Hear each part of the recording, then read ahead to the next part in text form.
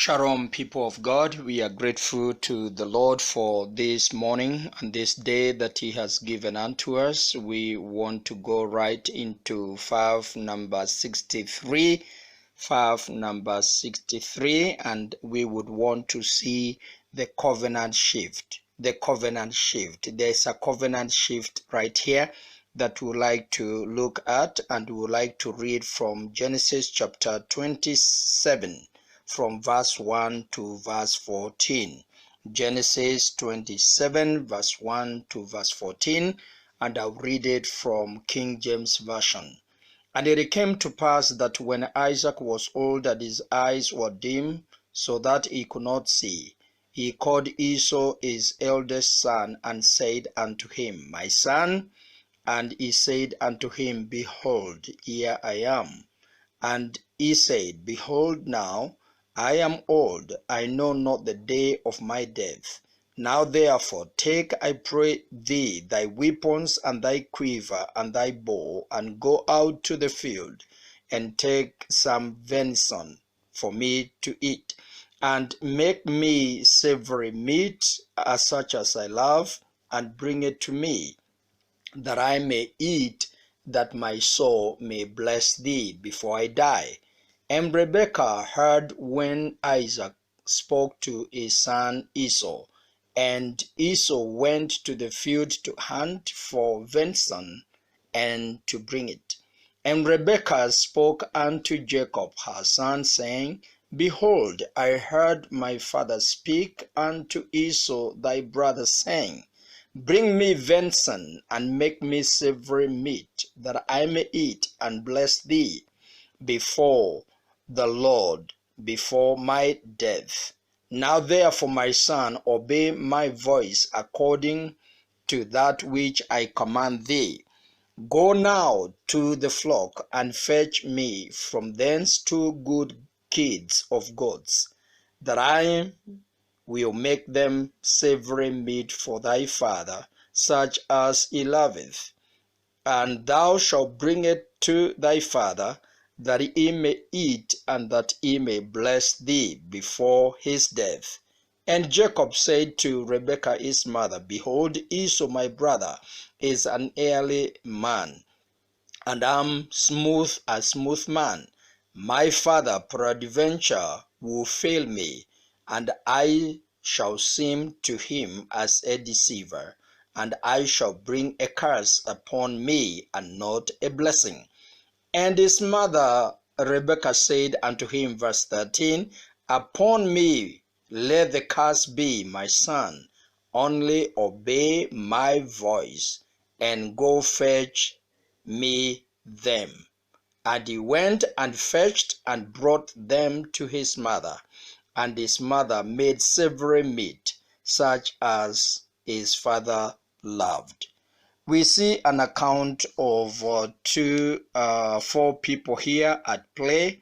We see Jacob asking his son Esau to go to the field and hunt a game and bring to him a soup that he loved, so that he may eat and bless him. Blessings can come after a meal. Blessing normally comes after a good meal is eaten. People are fond of speaking good things after they have eaten something nice. So that is good for us to note. So we also see Rebekah on the other hand talking to her son Jacob. So you see there are 2 major parts in this plot and in this play. We see Isaac with Esau whom he loved, and at the same time we also see Rebekah with Jacob whom he loved, right? And we saw that earlier on in chapter 25 verse 28. Chapter 25 verse 28, there is something that we ought to have noted, that and Isaac loved Esau because he did eat of his venison, but Rebekah loved Jacob. You can see there are 2 scenarios in this home. there are two parties, there are two sides. There is Esau and Jacob, and Esau and Esau. Let me say that again. There is Isaac and Esau on one side, then there is Rebekah and Jacob on the other side, right? You see, Isaac loves Esau because of the food that he would eat, the game food. And then we see Rebekah loving Jacob, possibly because Jacob was always at home doing the home chores or something like that. So there are two camps here in this home, and it's good for us to eliminate camps in a home. It is good to balance up our love and balance up all that which we do for our children, so that there are no camps. But now here we see that there are these two camps. So Isaac now is old enough and is almost dying. He cannot see, he cannot sense, he can only sense, and he asked his son Esau to go and bring him the food that he normally eats, so that he may eat and bless him. And Rebekah appeared to have been very close there, and she talked to Jacob, whom she loved, and told him what to do. Right. Now, it is good to note, there is a reason why there are these two camps there, and we are going to see it possibly later on what that means. But let's say a few things towards what we have read. Isaac loved Esau due to the food he would eat from him. Food plays a pivotal factor in humankind, including releasing a blessing. Isaac wanted to eat, feel good, and therefore release his blessing to Esau because of the food.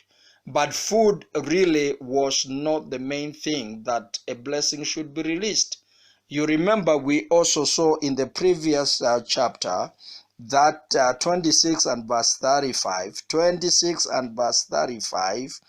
the Bible tells us when Esau married his two wives, Judith and Basemath, that they were a grief unto Isaac and Rebekah. So that is also something to note, that Esau family was not a blessing to Isaac, right?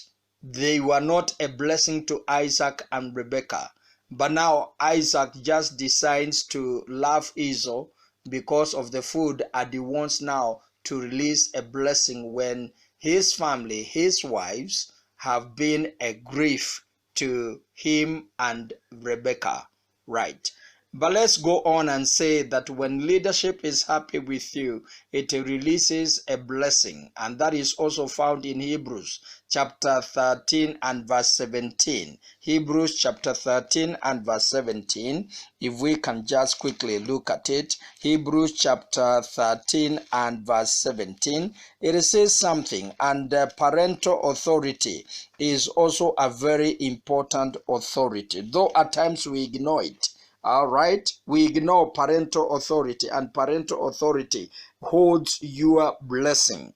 Obey them that have the rule over you, and submit yourself, for they watch for your souls, as they that must give account, that may do it with joy, and not with grief, for that is unprofitable with you. When the authority is not happy about you or about me, then that is not good. This may not necessarily mean parental authority, but also parental authority is included. But this could mean even political or authority, or even religious authority. So it is good to know that we are supposed to do that which makes leaders to be glad and to be happy.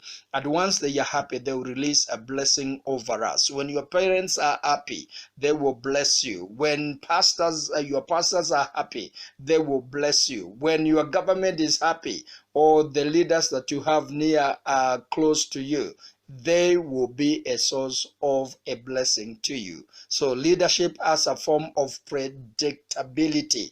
Leadership can predict to you what will happen tomorrow depending on what you do. So Rebekah listens to what Isaac and Esau were conversing about, and she instructs Jacob to go and get some kids so that she may also prepare the soup that that Isaac loves, and gives it to her so that the blessing can also be given to Jacob. So Rebekah had an inkling that Jacob would perpetuate the covenant and would fulfill what was supposed to be right. So we are talking about the shifting of the covenant.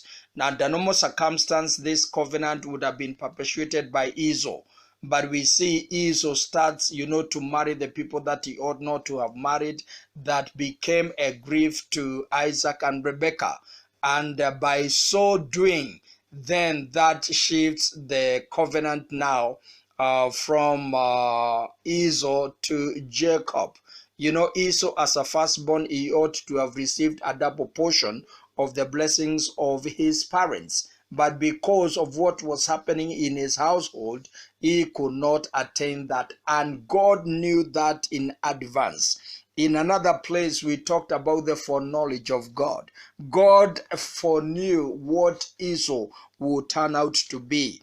And that's why he said the blessing will come through Jacob and not through Esau.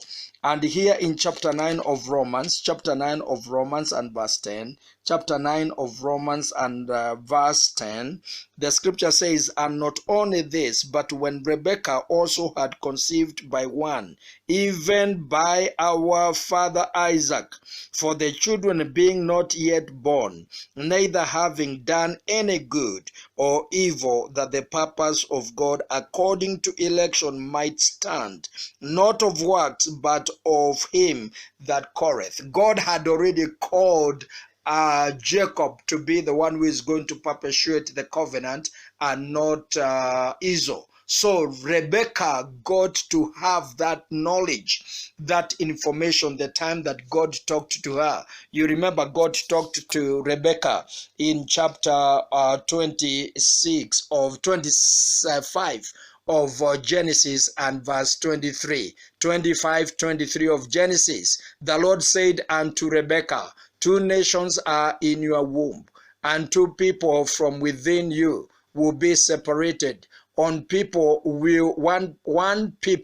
will be stronger than the other, and the older will serve the younger. You can see Rebekah had an inside information that possibly Isaac did not have. And that is why Rebekah did what she did, the coaching that she coached Jacob to do, so that Jacob will get the blessing, because she had an inkling of the foreknowledge of God. And in Romans 9, where we have read verse 11, the Bible says that God decided that because of his election, even before the boys had been born, even before the boys had done good or bad, God had already focused on Jacob instead of Esau. Verse 12 says, it was said unto her, the elder shall serve the younger, as it is written, Jacob have I loved, but Esau have I hated. That was the foreknowledge of God. God had earmarked, God had elected that the covenant of Abraham coming to Isaac will not go to Esau, it will go to Jacob, because Jacob was the man that was earmarked for that. Though at this particular time, the name Jacob means transplanter. Jacob means a trickster.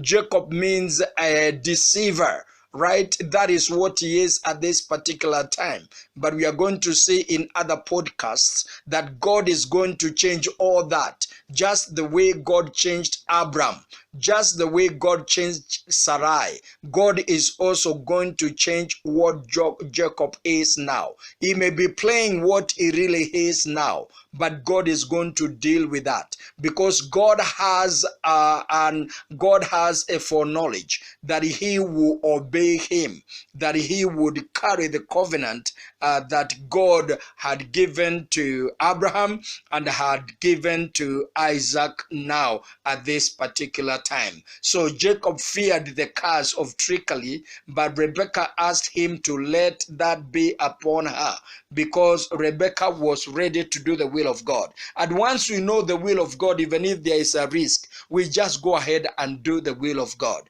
Once you know the will of God, even if it's risky, even if there is a risk of you doing it, go ahead and do the will of God. And we see this is how Rebekah is handling the situation, because he knows that Jacob is going to be the carrier of the covenant of God. So she risks herself, and she tells Rebekah, she tells Jacob, leave the risk on me.